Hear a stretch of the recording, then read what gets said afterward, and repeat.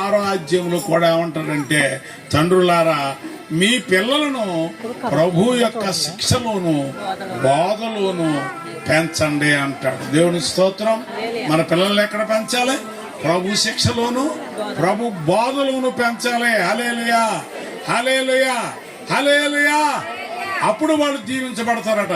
ఎందుకనంటే పిల్లల గురించి కూడా అక్కడ చెప్తాడు, నీ తల్లిని తండ్రిని సన్మానించు. నీ తల్లిని తండ్రిని సన్మానించినప్పుడు నీకు కలిగే మేలు ఏంటంటే, ఉపకారం ఏంటన్నట్లయితే భూమి మీద నీవు దీర్ఘాయుష్మంతుడు అయి బ్రతుకుతావు అన్నాడు. దీర్ఘాయుష్మంతుడు అయి బ్రతుకుతావు. దేవుని ఆశీర్వాదాలు నీకు వస్తాయి, దేవుడి దీవెనలు నీకు వస్తాయి. హల్లెలూయా. తల్లిదండ్రుల యొక్క దీవెనలు, తల్లిదండ్రుల యొక్క ఆశీర్వాదాలు కూడా పిల్లలకి కావాలి. దేవుని ఆశీర్వాదాలు కావాలి, తల్లిదండ్రుల ఆశీర్వాదాలు కావాలి. అదే కాకుండా ఈ మీటింగ్, ఈ ప్రార్థన ఎందుకు పెట్టించుకుంటాం అంటే, ప్రజల యొక్క సహోదరుల యొక్క దీవెన కూడా కావాలి. బాలుడైన సమూయేలు మనుషుల యొక్క దయందును దేవుని యొక్క దయందును వర్ధిల్లాడు. అలా వర్ధిల్లాలని ఆ బిడ్డను మనం ఎల్లప్పుడూ కూడా ఆశీర్వదించాలి. ఆమేన్, హల్లెలూయా. అయితే ఇప్పుడు ఇంకొక 15 నిమిషాలు సేపు మాత్రం, ఒక 20 నిమిషాలు సేపు మాత్రం, ఎందుకంటే ఉండూరులో సేవ చేస్తున్నటువంటి అయ్యగారు వచ్చి వాక్యం చెప్తారు. ఆ తర్వాత కేక్ కటింగ్ కార్యక్రమాన్ని జరిగించుకుందాం. హల్లెలూయా, హల్లెలూయా, హల్లెలూయా. యేసయ్యా నీ దీవెనలకు పాత్రులుగా చేయుము, నీ పాద సన్నిధిలో నిత్యము లభించే నీ దీవెనలే మాకు పరమ ధన్యము. యేసయ్యా నీ దీవెనలకు పాత్రులుగా చేయుము. హల్లెలూయా.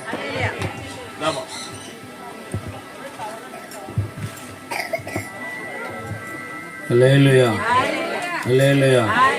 పరిశుద్ధ గ్రంథాలు తెరుచుకుందాం. పరిశుద్ధ గ్రంథాలు తెరుచుకొని 1 పేతురు పత్రిక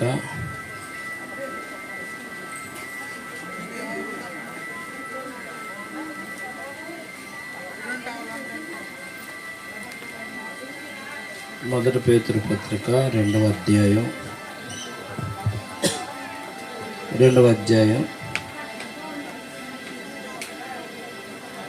3వ వచనం చదువుకోవాలి. అయినా మొదటి నుంచి చదవండి, అన్నీ కలిసి ఉంటాయి కదా. అది ప్రభు దయాళుడని మీరు రుచి చూచి ఉన్న యెడల సమస్తమైన దుష్టత్వమును, సమస్తమైన కపటమును, వేషధారణను, అసూయను, సమస్త దూషణ మాటలను మాని క్రొత్తగా జన్మించిన శిశువులను పోలిన వారై నిర్మలమైన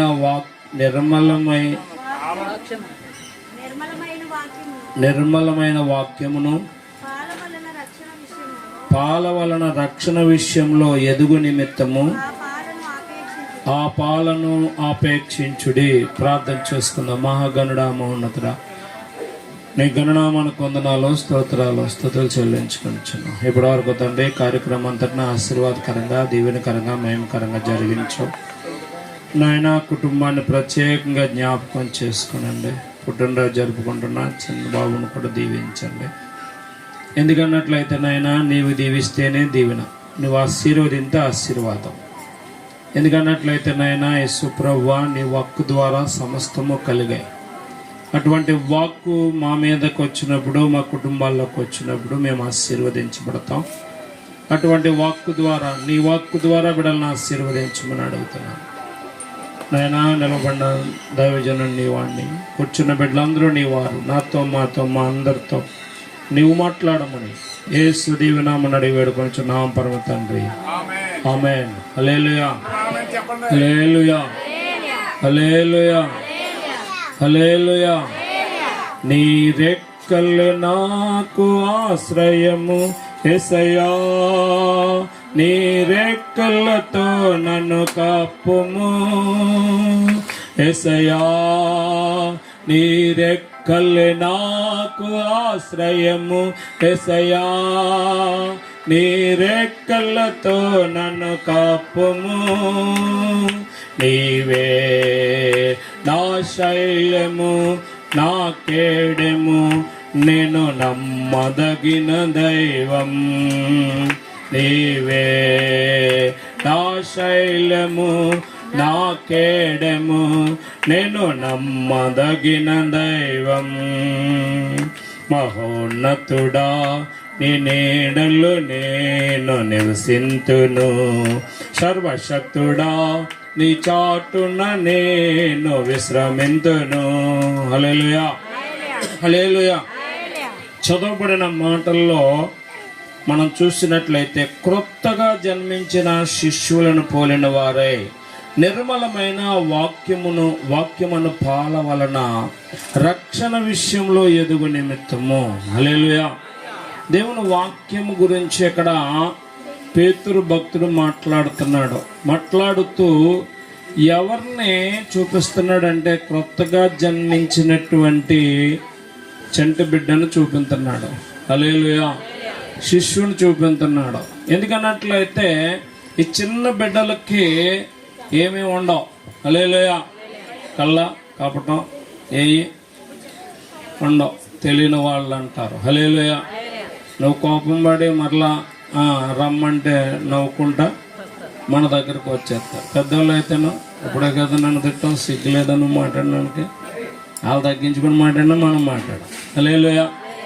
కానీ చిన్న బిడ్డలు అందుకే ప్రభు దగ్గరికి వస్తున్నప్పుడు పేతురు గారు ఇంకా శిష్యులు అల్లరి చేస్తారని ఆ బిడ్డలను వద్దన్నారు. వద్దంటే ప్రభు అన్నాడు, చంటి బిడ్డలను నా దగ్గరికి రానియుడి, అలాంటి వారిదే పరలోక రాజ్యం. ఎలాంటి వారిదట?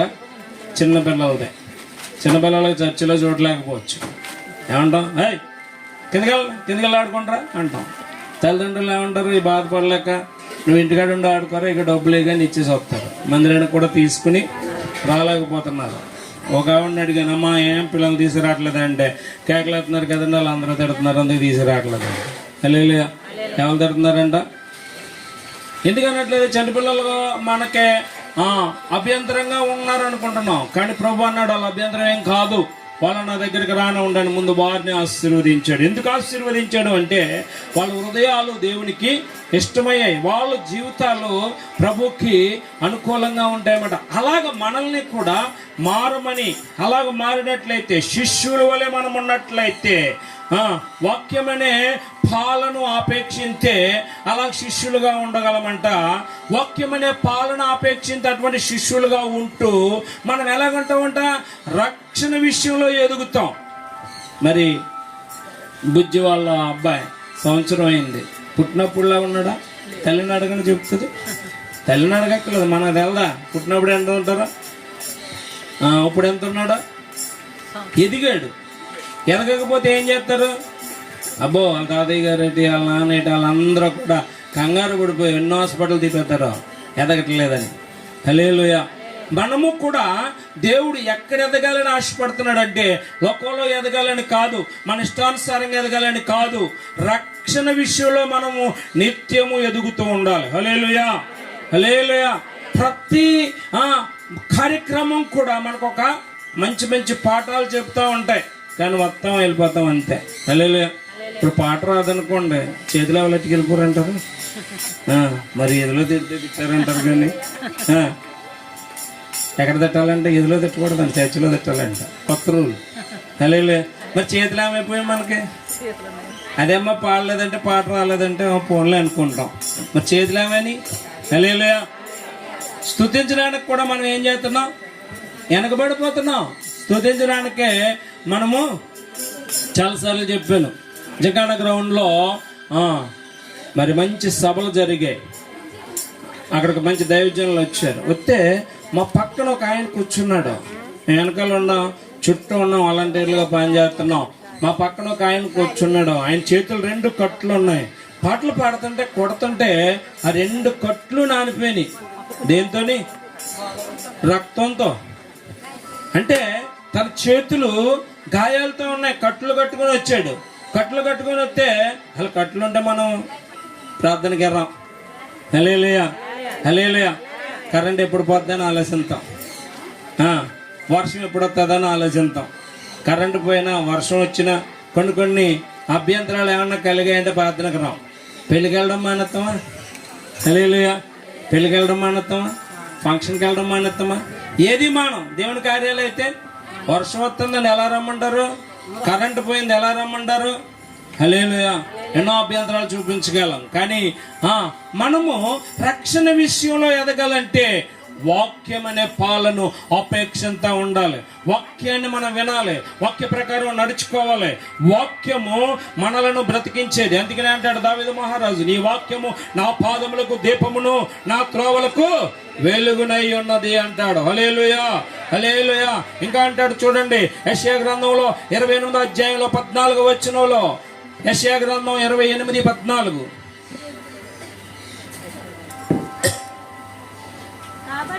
కాబట్టి యెరూషలేములోనున్న జనులను ఏలు అపహాసకులారా యెహోవా వాక్యము వినుడి. హల్లెలూయా, హల్లెలూయా. ఎవరైనా ఏ దినాలంట వీళ్ళ అపహాసకులను తెలుసు, వీళ్ళు ఏలుతున్నారని తెలుసు. అయినా కానీ దేవుడు అంటాడు, మీరు ఏలుతున్నా పర్లేదు, అపహాసం చేయొచ్చున్నా పర్లేదు. ఏమేమంటున్నాడు? దేవుని వాక్యమును వినుడి. హల్లెలూయా, హల్లెలూయా. అందుకనే వాక్యం గురించి ఏముందంటే రోమపత్రికలో రోమ సంఘానికి అపోస్తలుడైన పౌలు చెప్తూ అంటాడు, వినుట వల్ల విశ్వాసము కలుగును, ఆ వినుట యేసుని గురించి వినాలి. హల్లెలూయా. దేవుని మాటలు వినాలి, దేవుని వాక్యం వినాలి. వినడానికి ఎన్నెన్నో ఉంటున్నాయి, వినడానికి ఎన్నెన్నో ఉంటున్నాయి. పగల కాలం ఉండలేదు, సాయంత్రం కాలం ఉండలేదు. హల్లెలూయా. పగల కాలం ఉండలేదు, సాయంత్రం కాలం ఉండలేదు. ఇంటి దగ్గర ఉంటే పోండి, దాంతో ఉంటున్నారంటే మందిరంలోకి వస్తే దాన్నే చూస్తున్నాం. దేన్ని? అది ఎక్కడ వదలట్లేదు మనల్ని. హల్లెలూయా. మెసేజ్లు పెట్టుకోవడం, అవి జాగ్రత్తగా మ్యూట్లో పెట్టుకుని అవన్నీ చూసుకుంటుంటున్నారు. వాక్యం ఉంటున్నారా అంటే హల్లెలూయా. మళ్ళీ ఈ పక్క వాళ్ళు చూస్తుంటే ఆ పక్క వాళ్ళు ఈ పక్క వాళ్ళు కూడా ఇక్కడే చూస్తారు తప్ప వాక్యం అంటారు. ఒక్కళ్ళు చూసి ఎంతమందిని చెడగొడుతున్నారు? చుట్టూ ఉన్న వాళ్ళు చెడగొడుతున్నారు. హల్లెలూయా. అందుకే పోయిన శుక్రవారం అన్నాను, స్విచ్లు ఆఫ్ చేసేయండి, లేకపోతే సైలెన్స్లో పెట్టుకోండి. ఫోన్ వచ్చినా కూడా వినొద్దు. ఒకవేళ మీరు అంతకన్నా మాట్లాడాలంటే సెల్లెట్టుకుని బైబిల్ కూడా పట్టుకుని కిందకి వెళ్ళిపోండి అన్నాను. సెల్లో బైబిల్ కూడా. మళ్ళీ నువ్వు వచ్చినట్టు మళ్ళీ నన్ను 10 మంది చూస్తారు. మాట్లాడుకుంటారా అన్నా కూడా డిస్టర్బెన్సే. సెల్లో బైబిల్ పెట్టుకుని వెళ్ళిపోయి ఏం చేయాలి? మాట్లాడుకుంటే ఇంటికి వెళ్ళిపోవడమే. హల్లెలూయా. అంటే దేవునికి ప్రధానమైనటువంటి స్థానాన్ని మనం ఎప్పుడు ఇస్తామో అప్పుడే మనము రక్షణలో ఎదుగుతాం. హల్లెలూయా. రక్షణలో మనము ఎదగకుండా సాతానుడు ఎన్నెన్నో అభ్యంతరాలు కలిగిందన్నాడు. ఒక్కొక్కరికి ఒక్కొక్క అభ్యంతరం. దైవజనులు గట్ట అభ్యంతరం దైవజనులు కడతాడు, విశ్వాసులు గట్ట అభ్యంతరం విశ్వాసులు కడతాడు, పిల్లలు గట్ట అభ్యంతరం పిల్లలు కడతాడు. ఆడే మోహములుడు కాదంటండి. ఎవడో చిన్నప్పుడు మా పెద్దమ్మగారు పాడేవారు, ఓహో సైతానా నువ్వు మహావగాలాడివే, ఇక నిన్ను ఎవ్వరెరుగరే, ఆది నుండి నీవు మహాతంత్రగాడివే, వంగి తొంగి చూచెదవు, దొంగవలే వచ్చెదవు. ఓహో సైతానా నువ్వు మహావగాలాడివే, ఇక నిన్ను ఎవ్వరెరుగరే, దైవవాక్యం వినకుండా నిద్ర కలగజేసేది. ఇప్పుడు నిద్ర లేదు, నిద్రకు బదులు సెల్ వచ్చింది చేతిలో. ఏదో ఒకటి దానికన్నా డేంజర్ ఇది. నిద్ర కూడా ఒకటే పాడైపోతాడు. ఈ సెల్ అయితే ఇటో వెనకాల మళ్ళీ అలా మాటలో. హల్లెలూయా. నిలవబడి దైవజనుడు వాక్యం చెప్తున్నాడంటే ప్రభు పాదాల దగ్గర ఎంతసేపు ఏడుస్తే, ఎంతసేపు ఆయన దగ్గర గోజాడితే ఆ వాక్యం ఇచ్చాడో ఆ వాక్యం యొక్క విలువ మనకే తెలియడం లేదు. హల్లెలూయా. ఏదో ఊరకన వచ్చేసి నుంచి చెప్పేయాలంటే ఎవరి వల్ల కాదు. హల్లెలూయా. అందుకే భక్తులు అన్నారు, నువ్వు ఉపయోగించుకుంటేనే, నువ్వు వాడుకుంటేనే కానీ మేము వాడబడలేమన్నారు. హల్లెలూయా. ఇంకా ఇప్పుడు సులువైపోయింది. పలానా రెఫరెన్స్ ఎక్కడ కావాలో సెలలో కొట్టుకుంటూ వచ్చేస్తుంది మాకు. నాన్నగారి సమయంలో అలా కాదు, బైబిల్ అంతా తిరగేసుకోవాలి. 2 గంటలకి పాసుకు బయటకు వచ్చేటప్పటికైనా పాతాలయంలో అటువైపు పైపు ఉన్న వైపు లైట్ వేసుకుని బైబిల్ చదువుతూ ఉండేవారు. ఎంత ఏందో తెలుసా, 2 అయింది ఇంకా పడుకోలేదంటే, వాక్యం చదువుకుంటున్నాను రా ఇంకా పడుకోలేదు, నువ్వు వెళ్ళి పడుకో అనేవారు. మేము 9 గంటలుగా పడుకున్నాం. అప్పుడే మాకు మొత్తం నిద్ర అయిపోయింది. మళ్ళా ఆదివారం 2 గంటల దాకా కూడా బైబిల్ చదివేవారు. హల్లెలూయా. అది మీకు తెలుస్తుందా? ఇంటి దగ్గర మాకులాగానే మీరేం చెప్తారు? శుభ్రంగా సీరియల్ అన్నీ అయిపోయిన తర్వాత అదరా తినేసి పడుకుంటారు. హల్లెలూయా. కుటుంబ ప్రార్థన పోయినాయండి. సీరియల్ వచ్చిన తర్వాత, టీవీలో వచ్చిన తర్వాత ఏ కుటుంబంలో ప్రార్థన జరుగుతుందో నిజంగా చెప్పండి. మనము మన బిడ్డలం ఎందుకు వర్ధిల్లలేకపోతున్నామంటే మన హృదయంలో వాక్యం లేదు, మన నోటన వాక్యం లేదు, మన యొద్ద వాక్యం లేదు. పౌలు అంటాడు, నీ యొద్ద వాక్యం ఉండాలి, నీ నోటన వాక్యం ఉండాలి, నీ హృదయంలో వాక్యం ఉండాలి. ఆ వాక్యమే మనల్ని బ్రతికించేది. హల్లెలూయా, హల్లెలూయా. ఆ వాక్యమే మనల్ని బ్రతికించేది, ఆ వాక్యమే మనకు నెమ్మదిచ్చేది, ఆ వాక్యమే మనల్ని నడిపించేది, ఆ వాక్యమే రక్షణ విషయంలో ఎదుగుచుండేలాగా చేస్తుంది. హల్లెలూయా. వాక్యం లేకపోతే నువ్వు రక్షణలో ఏమైపోతావు తెలుసా అండి? దిగజారిపోతాం. హల్లెలూయా. అదే భ్రష్టత్వం, అదే భ్రష్టత్వం. హల్లెలూయా. చాలా మంది అంటారు ఈ మధ్య దిగజారిపోయామండి. మరి ఎలాగా, మరి ఎలాగా? హల్లెలూయా. మరి ఎలాగో ఒక్క మాట చూపించి నేను విడిచిపెడతాను. ఎందుకన్నట్లయితే ఇంకా చాలా ఉంది కానీ నేను చెప్పను. మరి ప్రకటన గ్రంథంలో 2వ అధ్యాయం 15వ వచనంలో అంటాడు, నిన్ను ఏయో ఇమ్మంటలేదు దేవుడు.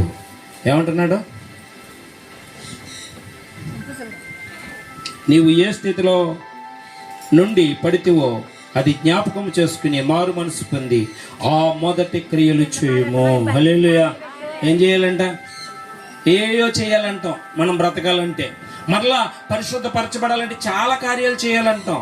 ఏ కార్యాలు చేయొద్దంట బైబిల్ చెబుతుంది. ఏం చేయమన్నాడు? మొదటి క్రియలు. నువ్వు రక్షణ పొందినప్పుడు ఏ క్రియలు చేసావో, నువ్వు రక్షణ పొందినప్పుడు ఏ ప్రేమలో ఉన్నావో, నువ్వు రక్షణ పొందినప్పుడు ఏ విశ్వాసంలో ఉన్నావో, నువ్వు రక్షణ పొందిన కొత్తలో ఆ ప్రోత్సాహ సమయంలో ఎంత ప్రార్థన చేసావో, ఎంత వాక్యం చదివావో. ఆరాధన అంటే అందరికంటే ముందు వచ్చేది అనేది. ఇప్పుడు ఆ మొదటి క్రియలు చేయాలి చాలు, నువ్వేం చేయక్కర్లేదు అంటున్నాడు. హల్లెలూయా, హల్లెలూయా. ఎవరినన్నా అడిగితే ఏమంటారు? ఎవరినన్నా అడిగితే ఏమంటారు?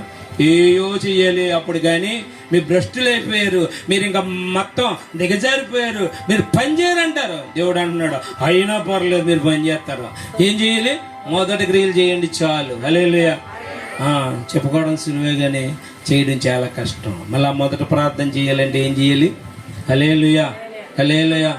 మొక్కల్లోని వాళ్ళు ఎంతమంది ఉన్నారు మందిరాల్లో? ఇప్పుడు మొక్కల్లోని వాళ్ళు ఎంతమంది ఉన్నారు? చిన్న చిన్న యవనస్తులండి బస్సుపెట్లు వేసుకుని ప్రార్థన చేస్తున్నారు. మొన్న ఒక ఫేస్బుక్లో ఒకటి మెసేజ్ పెడితే చూశాను. జంతువులన్నిటిలోనంటండి ఒంటే ఎక్కువ నాలు బ్రతుకుద్దంట. ఎందుకో తెలుసా? ఎందుకో తెలుసా? మోకాళ్ళు వేస్తుంది. నీరు తాగాలంటే మోకాళ్ళు వేయాలి, భోజనం చేయాలంటే మోకాళ్ళు వేయాలి. మరి దాని తల ఎక్కడ ఉంటుంది? పైన ఉంటుంది. మనం మోకాళ్ళు వేయడం మానేసిన తర్వాత ఏం గమనించారు మీరు? నేను గమనించాను. అందరికీ మోకాళ్ళ నొప్పులే, అందరికీ మోకాళ్ళ నొప్పులే. హల్లెలూయా. ఒక కాలు నాకు చాలా బాగా తీవ్రంగా పోయిన సంవత్సరంలో పనిచేసేది కాదు. బాత్రూంలో కూడా కూర్చోలేకపోయేవాడిని, చొక్కలు కనిపించి. ఒకరోజు నేను మీకు లాగానే, నేను ఏమెత్తుకో పోటుగానే ఏం కాదు, బస్సుపట్లు వేసుకుని హాయిగా ప్రార్థన చేస్తుంటే దేవుడు అన్నాడు మోకాళ్ళు వేసి ప్రార్థన చేయన్నాడు. మోకాళ్ళు ఎలాగుంది? నిజంగా మీరు అవలని చెప్పారు అనుకోండి, నాకు ఎంత కోపం అవుతుంది. పార్వతక్కకి చెప్పాను కూడా మోకాళ్ళు పని చేయట్లేదని. గుళ్ళో మోకాళ్ళు ఏమంది ఆవిడ? అసలు జ్ఞాపకం ఉందా లేదా? నన్నే మోకాళ్ళు వేయమంటుందా అన్న ఫీలింగ్ వచ్చేది. అలా పోయినా కానీ లోన్లో నడేసుకుంటాం, పైకి అనలేదని ఏమనుకోకండి, లోన్ ఉంటాయి. హల్లెలూయా, హల్లెలూయా, హల్లెలూయా, హల్లెలూయా. దేవుడు అన్నాడు మోకాళ్ళు వేయ అన్నాడు. ఇదేంటి మోకాళ్ళు ఏమైనా వినబడుతుందా ఏదో అనుకున్నాడు. మరలా వినబడింది. మోకాళ్ళు వేసాను. చాలా కష్టమైంది. మోకాళ్ళు వేయలేకపోయాను. నిలువు మోకాళ్ళ మీద నుంచోవాలంటే బరువంతా ఎక్కడ ఆడినప్పుడు అబ్బో బాధ ఉన్న మోకాళ్ళ మీద అనేటప్పటికి చాలా బాధ కలిగేది. ఒక్క మోకాళ్ళ మీద ఎంతసేపు ఉండగలం? 2 రోజులు వేసాను, 3 రోజులు వేసాను, వారం రోజులు వేసేటప్పటికి మోకాళ్ళ నొప్పి. హల్లెలూయా, హల్లెలూయా. మీరు కాదు సాక్ష్యం, నేను సాక్ష్యం. ఎవరు చెప్తే అన్నాను? ఎవరు చెప్తే అన్నాను? ఎవరు చెప్పినా వినం మనం. ఎవరు చెప్పాలి? దేవుడే చెప్పాలి. హల్లెలూయా. దేవుడు చెప్పినా వినలేదు బిలాం. ఏమైపోయింది? తన జీవితం పాడైపోయింది. హల్లెలూయా, హల్లెలూయా, హల్లెలూయా. దేవుని మాటను విన్నట్లయితే, దేవుని వాక్యాన్ని విన్నట్లయితే, ఆ వాక్య ప్రకారం నడుచుకున్నట్లయితే, మత్తయి సువార్తలో 4 హృదయాలు కనబడతా ఉంటాయి. 4 నేలల గురించి చెప్పాడు. 4 నేలలు, 4 హృదయాలు. 3 నేలలు పని చేయలేదు, ఎదగలేదు. రక్షణలో ఎదగడానికి పని చేయని నేలలో చివరగా చెప్పాడు మంచి నేల. ఆ మంచి నేలలో పడిన విత్తనాలు అంటండి 30 60 80 100 ఫలించేయంట. అలా ఫలించని వారిగా మనం ఉన్నట్లయితే ఆశీర్వదించబడతాం. ఈ రోజు పుట్టినరోజు జరుపుకున్నటువంటి బాబును కూడా ప్రభు దీవించి ఆశీర్వదించును గాక. ఈ కుటుంబానికి కూడా నిండైన దీవెనలు ఆశీర్వాదాలు కలుగును గాక. ఆమేన్. ఆమేన్. హల్లెలూయా. ఇది కోతకు సమయం, పనివారి తరుణం, ప్రార్థన చేయుదమా. ఇది కోతకు సమయం, పనివారి సమయం, ప్రార్థన చేయుదమా. హల్లెలూయా. హల్లెలూయా. కోత ఎంతో విస్తారంగా ఉంది, కానీ పనివారు మాత్రం తక్కువ అని ప్రభు చెప్పారు. దేవుని స్తోత్రం. హల్లెలూయా. హల్లెలూయా. కాబట్టి ప్రియులారా, చేయవలసినటువంటి భక్తి ఎంతో ఉందే, చేసేది మనం తక్కువ. చేయవలసినటువంటి ఆజ్ఞలు, కట్టడలు, విధులు ఎన్నో ఉన్నాయి, చేయవలసింది తక్కువ. ఆమేన్. హల్లెలూయా. కాబట్టి ఈ ఒక్క ప్రార్థన సందర్భంగా దైవ సేవకులు, పిలువబడిన సేవకులకు దేవుని వాక్యం చెప్పారు. పిలువబడిన సేవకులు ఇంకా ఉన్నారు. బాబీ గారు కూడా వచ్చి ఒక 20 నిమిషాల పాటు దేవుని వాక్యం చెప్తారు. మీరందరూ కూడా శ్రద్ధగా వినాలని కోరుచున్నాం. హల్లెలూయా. హల్లెలూయా.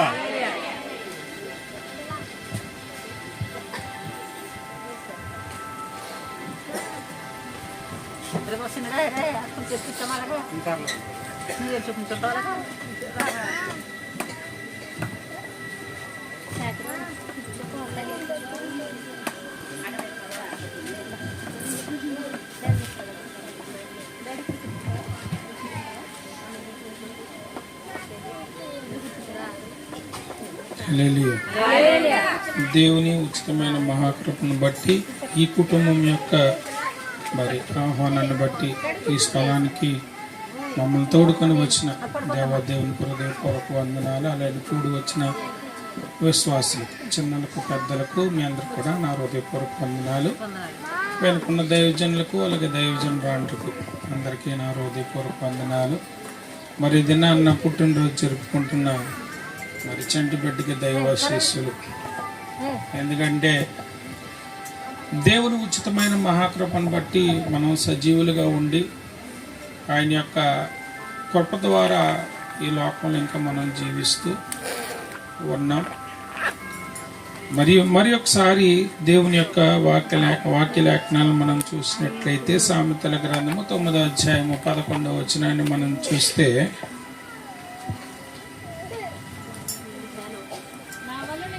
నా వలన నీకు దీర్ఘాయువు కలుగును, నీవు జీవించే సంవత్సరములు అధికమగును. చాలండి. చదవబడిన లేఖనాన్ని మనం చూసినట్లయితే, నా వలన నీకు దీర్ఘాయువు. ఎవరి వలన మనిషికి దీర్ఘాయువు కలుగుతుందంటే దేవుని వలనే. చూడండి, మనుషుడు అంటాడు కదా, దీవించమని పుట్టినరోజుకి తీసుకెళ్తే మీరు దీర్ఘాయుష్మాన్ భవ అంటాడంటే దీర్ఘాయుష్తో. అయితే మనుషులు అది వచ్చిస్తే రాదు, కానీ అది దేవుని వలనే సాధ్యమని వాక్యం చెబుతూ ఉంది. హల్లెలూయా. ఎవరి వలన నీకు దీర్ఘాయువు కలుగుతుందంటే దేవుని వలన దీర్ఘాయువు కలుగుతూ ఉంది. హల్లెలూయా. హల్లెలూయా. అది తగ్గడానికి, పెంచుకోవడానికి ఎలా అయితే అవకాశం ఉందో తగ్గించుకోవడానికి కూడా అవకాశం ఉంది. ప్రసంగి గ్రంథం 7వ అధ్యాయము 17వ వచనాన్ని మనం చూసినట్లయితే,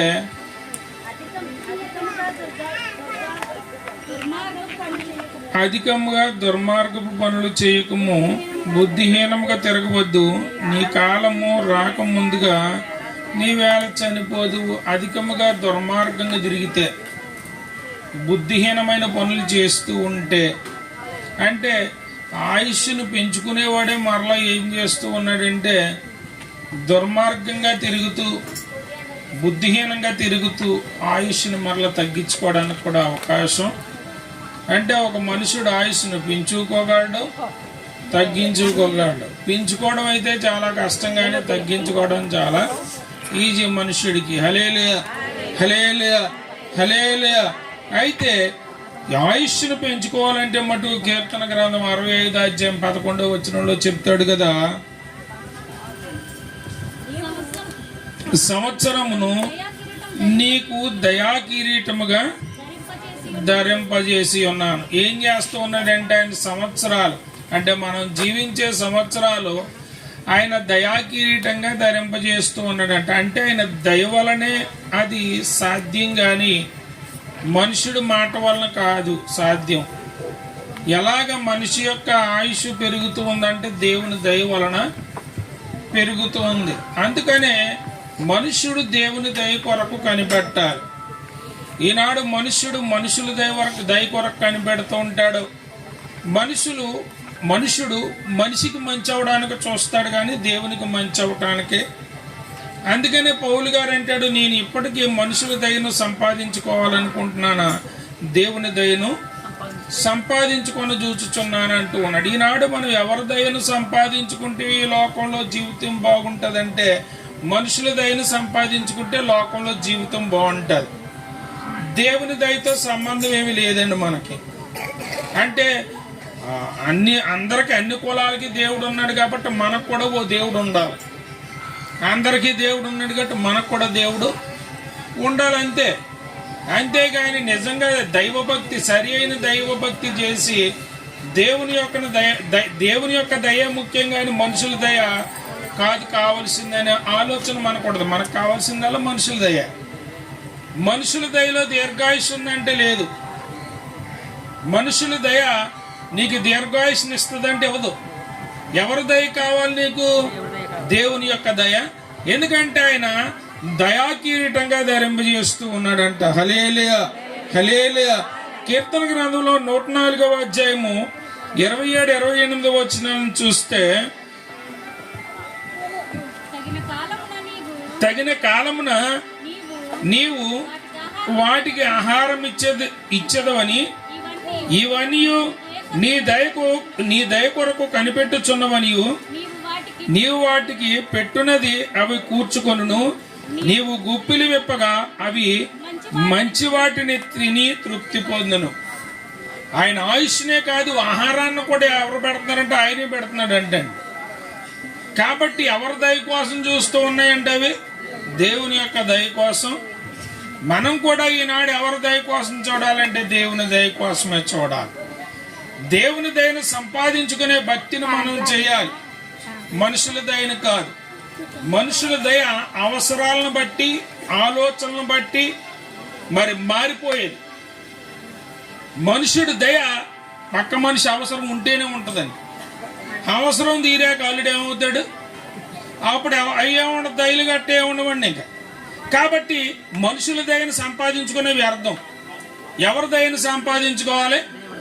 దేవుని దయను సంపాదించుకునే భక్తి చేయాలి. దేవునికి అనుకూలమైన భక్తిని చేయడానికి మనం దేవుని సన్నిధికి రావాలి, మనకు అనుకూలమైన భక్తి కాదు. ఈనాడు మనుషుడు అంత కిట్టించుకునే భక్తే. అనుకూలమైన బోధనలు పోగేసుకుంటున్నారంటండి, గాయపడిపోతున్నారంట. అనుకూలమైన బోధలు అయితే ఏం పడిపోతున్నారంటండి, గాయాలు అయిపోతున్నాయంటండి. పాపం ట్రీట్మెంట్ చేయించుకోలేము. ఎందుకు గాయాలు అయిపోతున్నాయి? అనుకూలమైన బోధ లేదు, పొగిడే బోధ లేదు. మనిషికి పొగడాలి, పొగిడింపు కావాలి. దాక్క పేలింపు మనిషికి ఎంత పొగిడితే అంత సంతోషంగా ఉంటుంది. ఎంత వాక్యం ఖచ్చితంగా చెప్తే అంతా గాయం అయిపోయి రక్తం ఏర్లయ్యి సచ్చంతా పారేత్తా.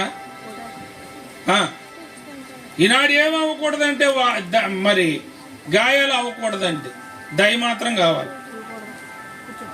వాక్యం గాయాలు చేయకూడదు, కానీ ఏం కావాలి? దయ రాదు. హల్లెలూయా, హల్లెలూయా, హల్లెలూయా. చూడండి, బాలుడైన సమూయేలు గురించి మనం చూసినట్లయితే 1వ సమూయేలు గ్రంథం 2వ అధ్యాయం 26వ వచనం.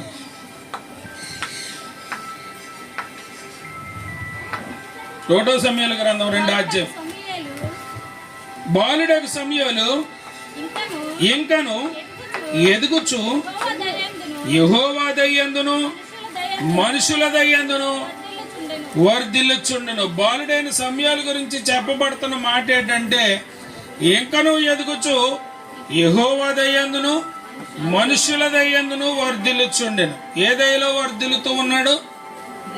ఈయన వర్ధిల్లడానికి బైబిల్ లేఖనంలో ఉన్న కారణాన్ని మనం చూసినట్లయితే, మనం ఎప్పుడు అక్కడ వరకునే చూస్తాం కాబట్టి అక్కడ వరకు చూసి విడిచిపెట్టేస్తాం అంతే. హల్లెలూయా. 3వ అధ్యాయం 3వ వచనాన్ని చూడండి. అక్కడే 1వ సమూయేలు గ్రంథంలోనే దీపము ఆరిపోక మునుపు సమూయేలు దేవుని మందసమున్న యెహోవా మందిరంలో పడుకొని ఉన్నాడు. సమూయేలు ఎక్కడ నివసిస్తూ ఉన్నాడు? ఎక్కడున్నాడు అంటే దేవుని మందసమున్న మందిరంలో ఉన్నాడు. ఎక్కడున్నాడు? దేవుని మందసమున్న మందిరంలో ఉన్నాడు. హల్లెలూయా, హల్లెలూయా, హల్లెలూయా. ఈనాడు మనం మందిరంలో ఉంటున్నాం కానీ దేవుని మందసం ఉన్న మందిరంలో ఉన్నామో లేదో ఈ లేఖనాన్ని చదివిన తర్వాత మీరు చెబుతారు. కానీ నిర్గమాకాండము 25వ అధ్యాయం 16వ వచనం చూడండి. నిర్గమాకాండంలో 25వ అధ్యాయము 16వ వచనం.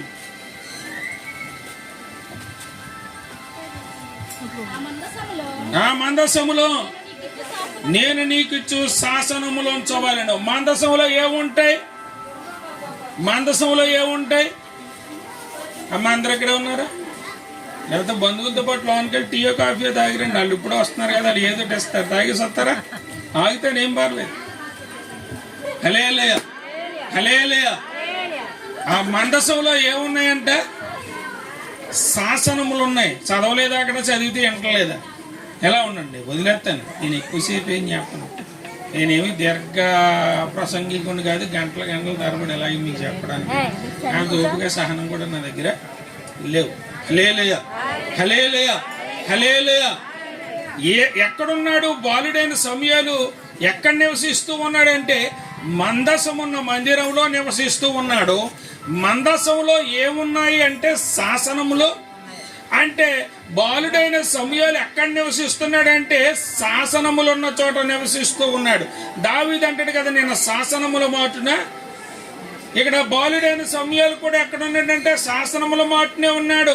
శాసనములు ఉన్న మందిరంలో ఆయన ఏం చేస్తూ ఉన్నాడంటే ఆ మందసంలో పడుకొని ఉన్నాడు.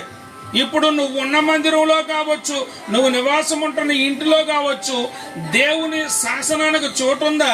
శాసనాలు ఉన్నాయా? ఉంటే దేవుని మందసం ఉన్నట్టే. దేవుని మందసం ఉన్న చోట నువ్వు జీవిస్తూ ఉన్నట్టయితే, దేవుని మందసం ఉన్న చోట నువ్వు నివసిస్తూ ఉన్నట్టయితే ఖచ్చితంగా దేవుని దయను సంపాదించుకుంటావు.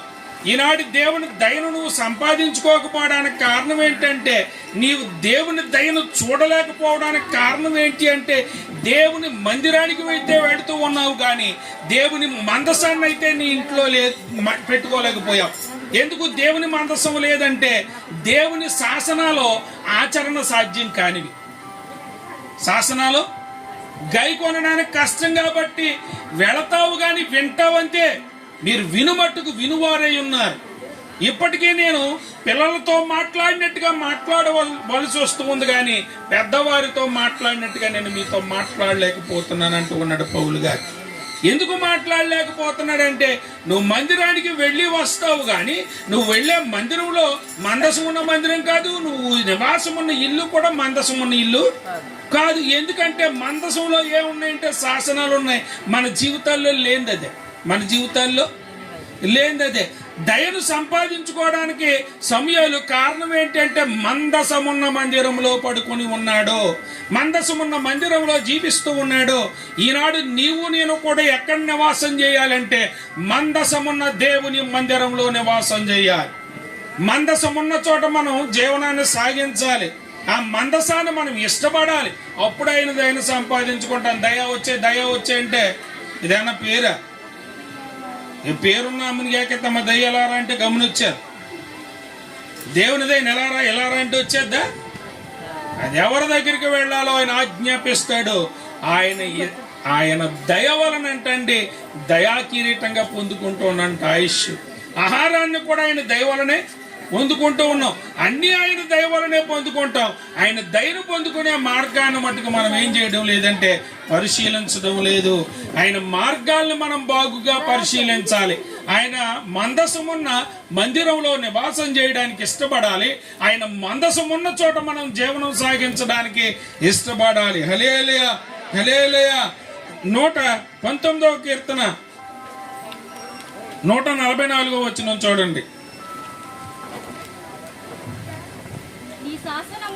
నీ శాసనములు శాశ్వతమైనవి, నీతి గలవి.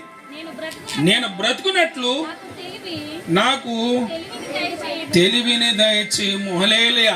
ఈ శాసనాలు ఏం చేస్తూ ఉన్నాయంటే బ్రతకడానికి తెలివిని ప్రసాదిస్తూ ఉన్నాయంటే అండి మనుష్యుడికి. అంటే మనుషుడు ఎందుకు దీర్ఘాయుష్ని దేవుని దయ వలన సంపాదించుకుంటున్నాడంటే ఈ శాసనాలు బ్రతకడానికి కావలసిన తెలివిని ఉపదేశిస్తూ ఉన్నాయి. హల్లెలూయా, హల్లెలూయా, హల్లెలూయా. మందసమున్న మరి మందిరంలో నివాసం చేసిన సమయాల దగ్గర జ్ఞానం ఉంది. మందసమున్న చోట ఉన్న వాడి దగ్గర శాసనాలు గైకొంటాడు కాబట్టి, వింటాడు కాబట్టి, ఆచరిస్తాడు కాబట్టి వాడి దగ్గర కూడా బ్రతకడానికి కావలసిన జ్ఞానం అనేది దొరుకుతూ ఉంది. హల్లెలూయా. 125వ వచనం చూడండి. అక్కడే నేను నీ సేవకుడను, నీ శాసనములను గ్రహించినట్లు నాకు జ్ఞానము కలుగజేయము. ఈనాడు ఏ జ్ఞానాన్ని కలుగజేయాలి దేవుడు మనకంటే? శాసనాలను గ్రహించే జ్ఞానం కావాలి. వింటాం కానీ గ్రహించేవారు గల వినువారు మట్టుకు వినువారమై ఉన్నాం అంతే. విన్నామంటే విన్నానండి అంటాం అంతే కానీ గ్రహించేవారిగా మనం లేవు. హల్లెలూయా.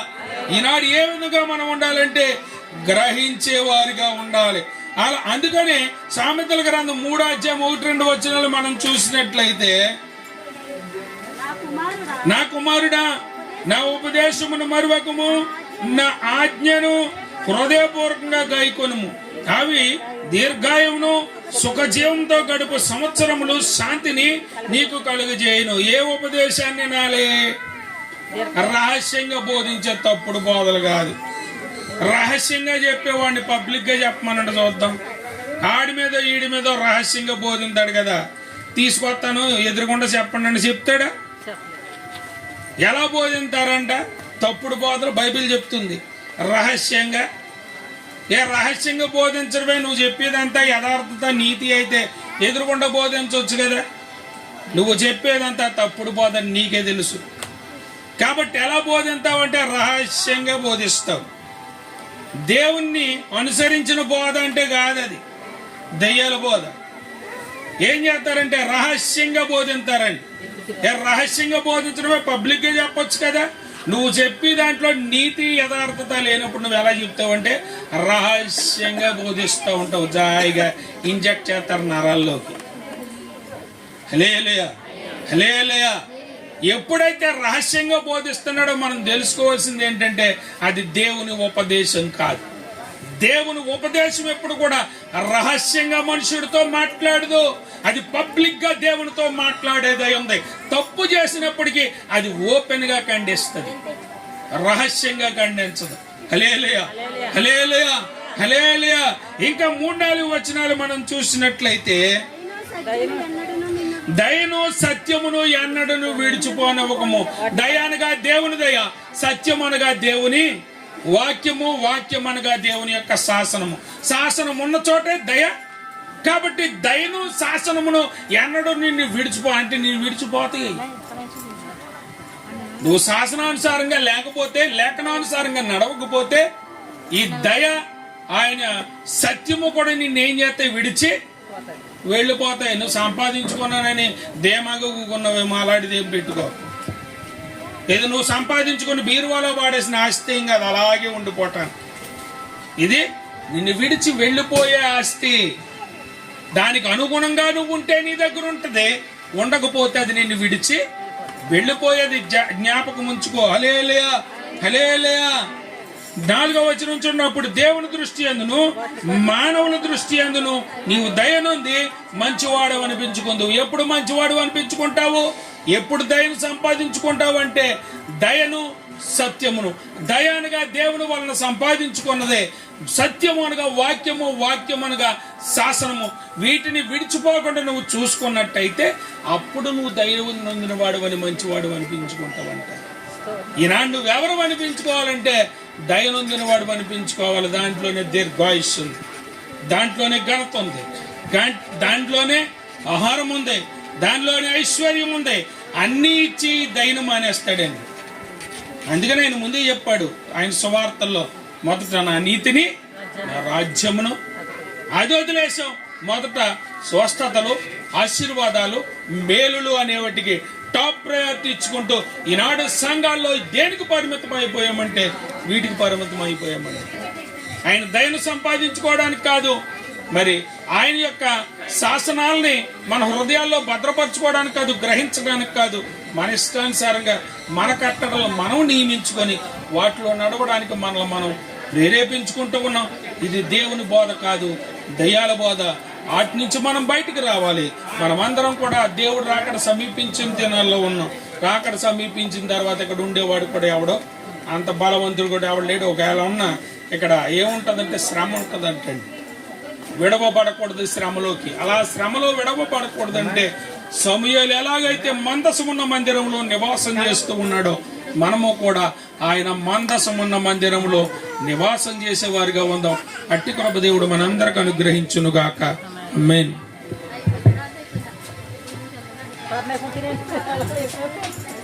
ప్రార్థన. చండిబాబు గారిని తీసుకుని రండి. కేక్ కటింగ్ చేద్దాం. ప్రార్థన చేస్తున్నాం. దయామయుడు తండ్రి, కృప కలిగిన యేసు ప్రభువానికి వందనాలు, స్తోత్రాలు. ఇంతవరకు నాయన పాటల్లో మీరున్నారు, ప్రార్థనలో మీరున్నారు, సాక్ష్యాల్లో మీరున్నారు. యేసయ్యానికి వందనాలు, స్తోత్రాలు. ఆరాధన అంతట్లో మీరున్నారు, అందులోకే నీకు వందనాలు, స్తోత్రాలు. వాక్యంలో మీరున్నారు, అందులోకే నీకు వందనాలు, స్తోత్రాలు. ఎందుకంటే దేవానికి స్తోత్రం తండ్రి, స్తోత్రం నాయన. కృప కలిగిన మా యేసయ్య, మహిమా స్వరూపుడమైన మా యేసయ్య, ఘనత కలిగిన మా యేసయ్య, ప్రభావం కలిగిన మా యేసయ్య, మహోన్నతుడమైన తండ్రి, మహిమాన్నతుడమైన తండ్రి, ప్రభానికి వందనాలు, స్తోత్రాలు, స్తుతులు. నీ కృప దయచేయండి, నీ దీవెన మాకు దయచేయండి, నీ ఆశీర్వాదాలు మాకు దయచేయండి. నీ కృపలో మమ్మల్ని అందరినీ భద్రపరచండి. అయా నీకు స్తోత్రం, స్తోత్రం, స్తోత్రం. గొప్ప దేవుడానికి వందనాలు తండ్రి, స్తోత్రం. హల్లెలూయా, హల్లెలూయా. ఈ కూటమి పెట్టించుకున్నటువంటి వెంకటరమణ మంగతల్లి వాళ్ళిద్దరిని కూడా మీరు దీవించి వాళ్ళిద్దరికి మంచి ఆరోగ్యాలు ఇవ్వండి. వారి కుమారుడు నాయన, తన కోడలు, వాళ్ళిద్దరిని కూడా మీరు దీవించి వాళ్ళకి ఆరోగ్యాలు ఇవ్వండి. వాళ్ళిద్దరికి ఇచ్చినటువంటి ఇద్దరు బిడ్డలను కూడా మీరు దీవించి ఆ ఇద్దరు బిడ్డలకు కూడా మంచి ఆరోగ్యాలు దయచేయండి. అలాగే వెంకటరమణ కుమార్తె, అల్లుడు, మనములో అందరిని కూడా దీవించండి, ఆశీర్వదించండి. వాళ్ళకి కూడా మంచి ఆరోగ్యాలు దయచేయండి. వారి బంధువులు, వారి మిత్రులు, వారి శ్రేయోభిలాషులు అందరూ కూడా ఈ పుట్టినరోజుకి వచ్చారు నాయన. కాబట్టి తగిన దీవెన, తగిన కృప, ఆశీర్వాద దీవెనలు, సకల మేలులు ఆ కుటుంబానికి దయచేసి నీ కృపలో భద్రపరచండి. దైవమానికి స్తోత్రం. ఇక నా జరగనే ఉన్న కార్యక్రమాలన్నీ కూడా దీవెనకరంగా, మేలుకరంగా, ఆశీర్వాదకరంగా జరిగించి మయం పొందండి. ఇక్కడ ఇచ్చినటువంటి నాయన తండ్రి కానుకలు, పండ్లు, బియ్యము అన్నిటిని కూడా దీవించి 100 రెట్లు వరకు అధికంగా దయచేయండి. గొప్ప ప్రతిఫలం దయచేయండి. రక్షకుడైన యేసు నామములో అడుగుచున్నాము తండ్రి, ఆమేన్. యేసు రక్తమే జయం, యేసు రక్తమే జయం. ప్రభు యేసు నామమునకు సంపూర్ణ విజయం, అపవాది క్రియలకు అనంత నాశనం కలుగును గాక. మహాదేవుడు మనందరి రక్షకుడైన యేసుక్రీస్తు కృప, పరిశుద్ధాత్మ కన్యవని సహవాసం ఇప్పుడు ఎల్లప్పుడూ ఈ పుట్టినరోజు జరుపుకుంటున్నటువంటి బిడ్డలకే దేవుని మహాకృప తోడై ఉండుగాక. ఆమేన్, ఆమేన్. రండి, బాబుని తీసుకుని రండి, కేక్ కటింగ్ చేసుకుందాం. దేవుని స్తోత్రం. హల్లెలూయా. మళ్ళీ రోజులకు మీ తమ్ముడు వస్తాడు, మళ్ళీ ప్రార్థన రండి, రండి.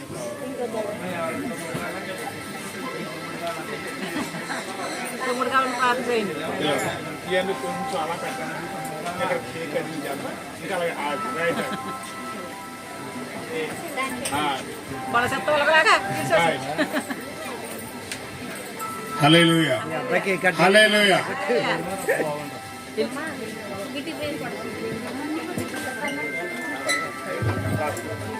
ప్రార్థన చేద్దాం, అందరం కలిసి ప్రార్థన చేద్దాం. మహోన్నతుడ, మహాగణుడ, మీ గణనామానికి వందనాలు, స్తుతులు, స్తోత్రములు. ప్రభువా, ఈ ఉదయకాల సమయంలో ఆయన పుట్టినరోజు జరుపుకుంటున్న ప్రభువా, మరి కుమారుని బట్టి ప్రార్థిస్తున్నాం. దయతో మీరు జ్ఞాపకం చేసుకోండి, ఆ బిడ్డని మీరు దీవించండి, ఆశీర్వదించండి. ప్రభువా, సొలొమోన్ ఏ విధంగా అయితే మీరు జ్ఞానంతో ఆశీర్వదించారో అట్టి రీతిగా బిడ్డను మీరు జ్ఞానంతో ఆశీర్వదించండి. అలాగే నాయన బాలుడైన సమయాలను నాయన నీ దయలో ఎలా అయితే భద్రపరచారో బిడ్డను అలా మీరు భద్రపరచండి. నీ గొప్ప కృపా కనికరము ఆ బిడ్డ పట్ల మీరు ఉంచండి ప్రభువా. మీకు వందనాలు, స్తుతులు, స్తోత్రములు నాయన. అలాగే తల్లిదండ్రులు అయినటువంటి నాయన బుజ్జిని ఆయన భార్యను కూడా జ్ఞాపకం చేసుకుని వారిని కూడా మీరు దీవించి ఆశీర్వదించండి. అలాగే వెంకటరమణ నేను వదిన కూడా జ్ఞాపకం చేసుకోండి, వారిని కూడా మీరు దీవించి ఆశీర్వదించి వారికి కూడా మంచి ఆరోగ్యాలు దయచేయండి. ఎందుకంటే నాయన నీ లేఖనాలు సెలవిచ్చిన రీతిగా యెహోవాయందు భయభక్తులు కలిగిన వాడు ఇలాగ ఆశీర్వదించబడును.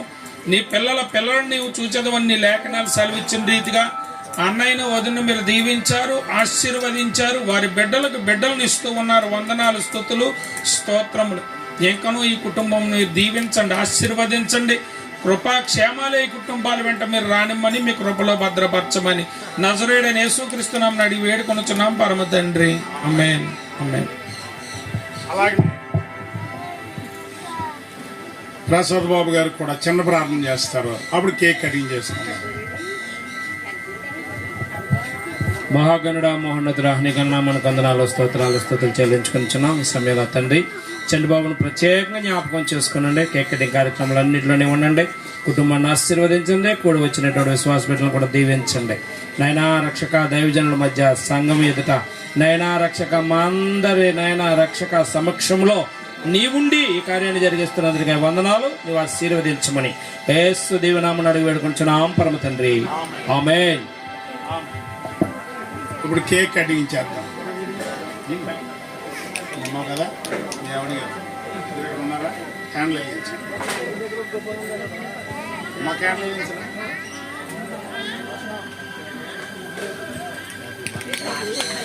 Happy birthday to you, happy birthday to you, happy birthday to you, happy birthday to you. Bhadra పట్టుకో ఒకసారి. హల్లెలూయా, హల్లెలూయా.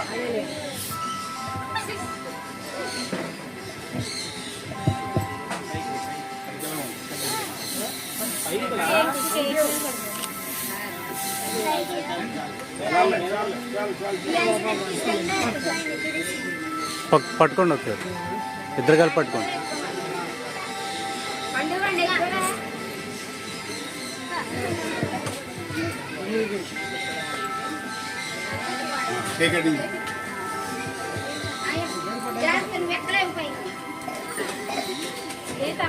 పట్టుకోండి ఒకసారి కేక్. చాక్ పట్టుకో. Reverse chalk. నువ్వు కూడా ఏమో చేయాలి. కేక్ కటింగ్ చేయండి. ఇలా చూడండి, పట్టుకోండి కేక్, పట్టుకోండి కేక్ దగ్గర పట్టు. ప్రభు అయినటువంటి యేసుక్రీస్తు నామములో ఇలా చూడండి, ఈ కేకును కటింగ్ చేస్తూ ఉన్నాం. పాస్టర్ గారు ఒకసారి ఇలా చూడండి. ఇలా చూడు. ఓకే. చిన్న మొక్కలు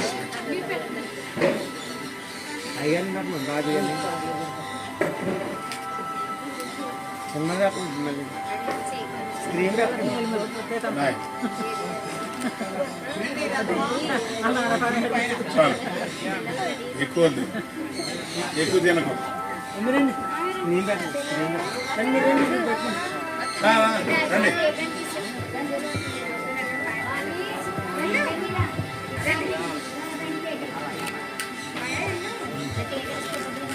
ఓకే.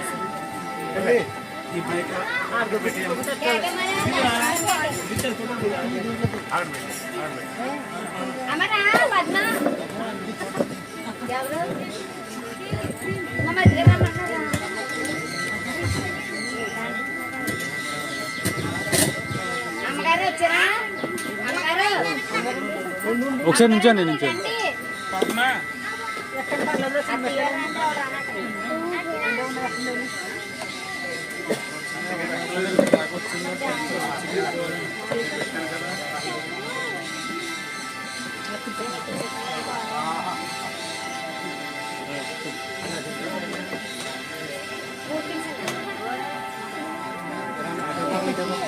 जाएगा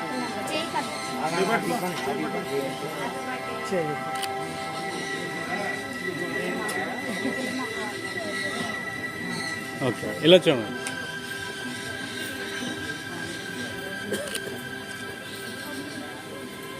ఓకే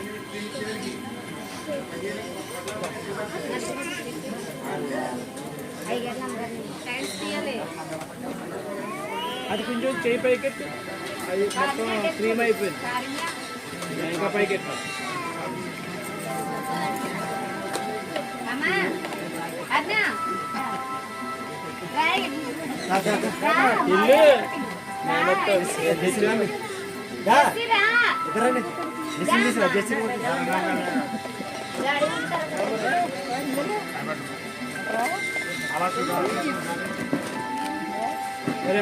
ఓకే సార్ ఓకే. నూరా అంటున్నాడు.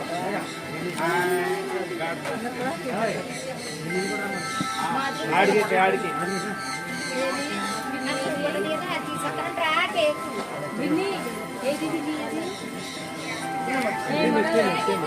వద్దంట్లా